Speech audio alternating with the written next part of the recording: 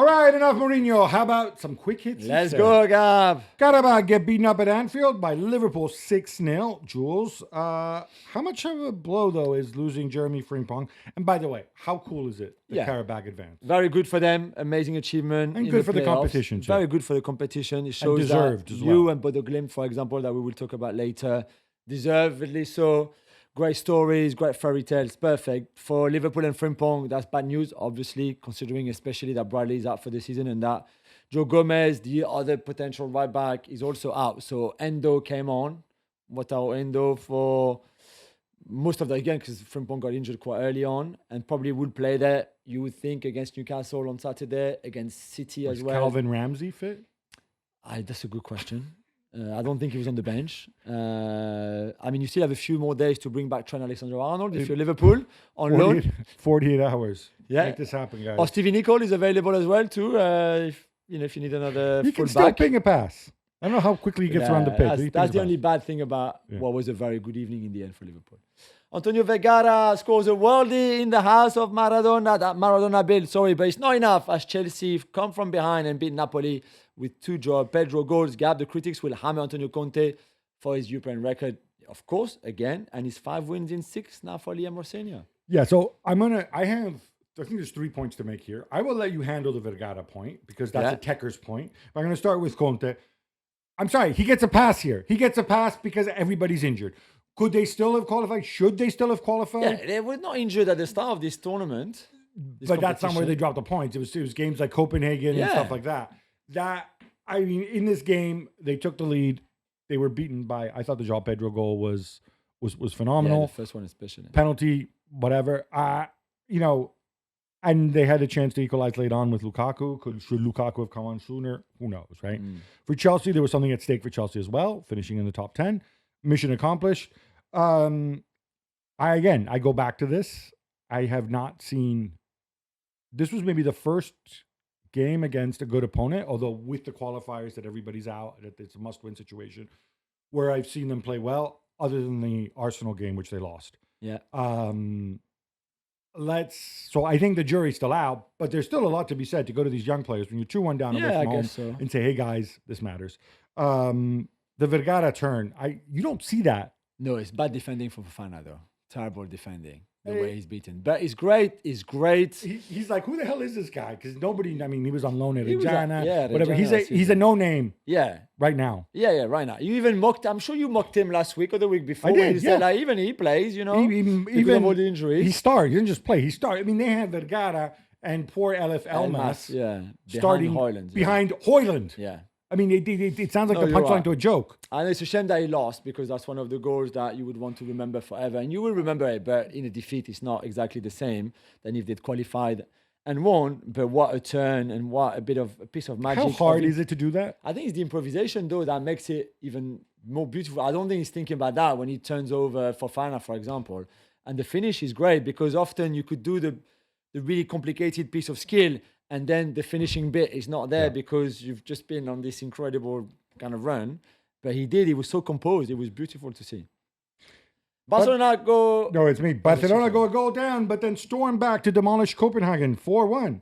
Jules, we can all mock the high line, but we have to take Barcelona seriously to win this competition, right? Yeah. When you've got Lamine Yamal, Rafinha and Lewandowski who combine together and score, it took them a good half an hour to get into this game and a goal behind, as we said. Dadason again, who scored, by the way. What a very promising young player he is. Big boy. Yes, as well. Then the second half, it was just that machine from Barcelona that's starting playing. And that's with a midfield of Fermin, Dani Olmo, and Eric Garcia.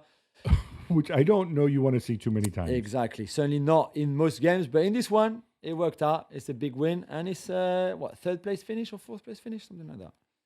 Arsenal already qualified, so Arteta mixes things up, and they beat Kara Almaty 2-0. 3-2 even. Gab Havertz starts, scores, and has an assist. You must be happy for him. Glad you caught that. Sorry, I write the Don't scripts, worry. and sometimes I do so late at night. I am hugely happy for him. I knew you would be. I know Mikel now knows what he's worth. Kai Havertz is the best on earth. Yeah. Just about. He played in midfield, or is one of the attacking midfielders, whatever. Although instinctively makes sense to talk about midfield when you're playing against Kairat Almaty, who, I don't think they're the 36th worst. They're the 36th best team in the competition. I think there's 60 teams. They're the 60th team best. If you see where I'm going with it. They really were really overmatched, even relative to other so-called minnows. That said, I think he should be the week in, week out starter. I understand the profile argument, and based on the opponent, maybe sometimes you'll pick Gyökeres, maybe sometimes you'll pick Gabriel Jesus, and maybe sometimes you'll pick Havertz. That's fine. He's not. I don't think he's going to get a lot of time at 10. Not with people. Some remember Declan Rice wasn't playing. Other guys weren't there. But yeah, it's good news. It's good news to anybody who loves good football and talented footballer.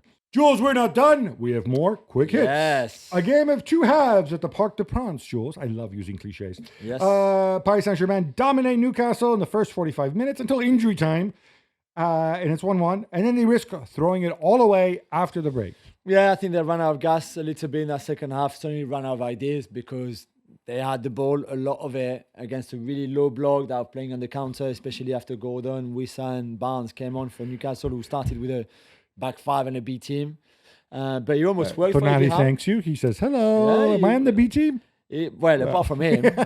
But you know what I mean? And PSG was very sideways and stale and not much rhythm and not many chances created after the break.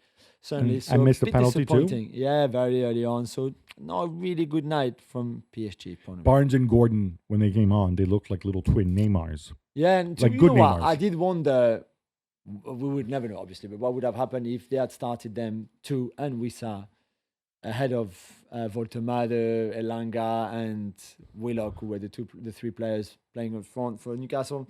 We will never know.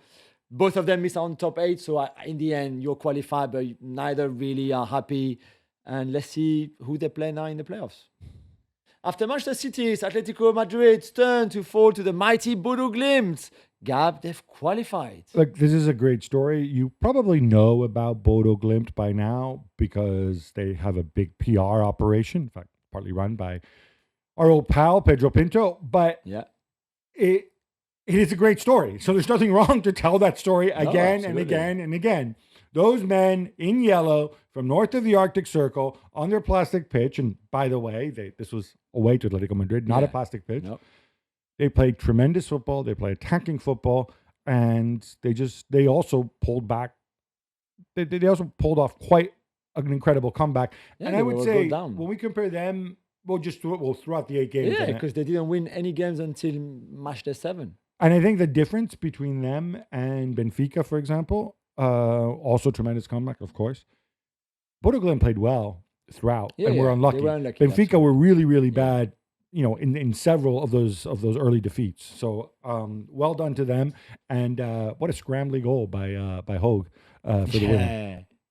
Erling Haaland scores his first goal from open play since before Christmas, and City cruised to a 2-0 win over Galatasaray as both teams advance. Just, did you like Marmoush in the hole? I don't really like much of Marmoush anyway in the first place. I'm not sure what Pep tried to do worked. I know they scored 2 goals, but that was 2 beautiful assists by Jeremy Doku before his injury, which looks bad and not good news at all. For at least you can put Semenyo back on the left. Yeah, Semenyo could not play in this game. Obviously, he was not eligible. Same for Margay. But do you agree he's better on the left? Yeah, that's probably his best. To choose, I think, between the right and the left, even if he's two-footed, I think that's probably best for him. But that's the only really bad news of the night for City, who cruised into the top 8. With Galatasaray, will have to go through the playoffs. Inter score late, but beat Borussia Dortmund in Germany 2-0 to finish 1 point out of the top 8, Gab. Okay, so great free kick goal from Federico Di Marco. Yeah. How about that? And then Juve added one in injury time. I think Dortmund treated this like a whatever game, which surprised me because they rested Brandt and Adeyemi at the weekend. I thought they were resting them. They didn't start at the weekend.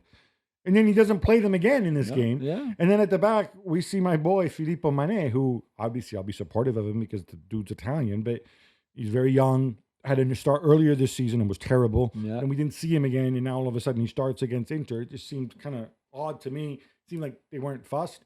Inter can say, oh, look, we finished level with Real Madrid. Yeah. Just 1 point out of the top 8. So onwards and upwards.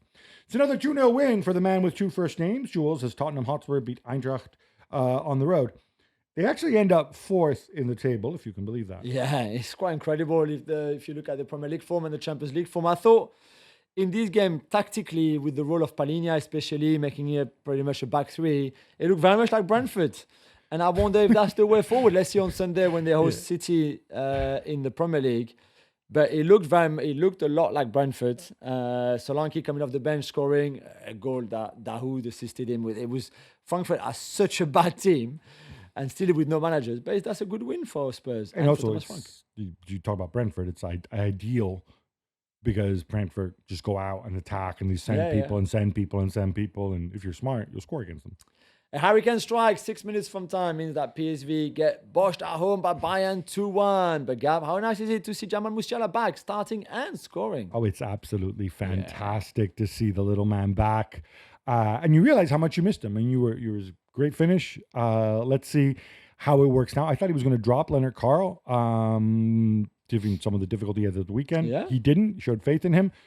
Vincent Kompany, you are the man management guru. What can I say? Bruges destroyed Marseille 3-0. Now, much as I'd like to make this all about Mr. Champions League, Hans van Aken, Jules, I feel like the story here is Roberto De Zerbi's Marseille getting knocked out. Probably the biggest disappointment along with Napoli.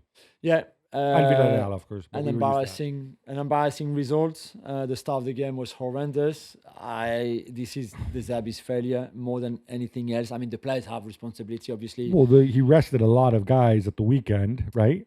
This is his. They played 30 games in all competition. This is his 30th different lineup from the start. It's ridiculous. I've had enough of him. I think he's embarrassed himself with all his communication as well as what we've seen on the pitch. And on that day, they have been brilliant. And when it's not their day, like last night, they have been shockingly bad. And this club deserves better than that. Deserve better than finishing 25th and not qualifying when they had 94% chances of qualifying before kickoff last night. That's how bad it is. And yes, the Benfica goal right at the end knocked them out. Otherwise, they would have just scrapped through. This is just not good enough.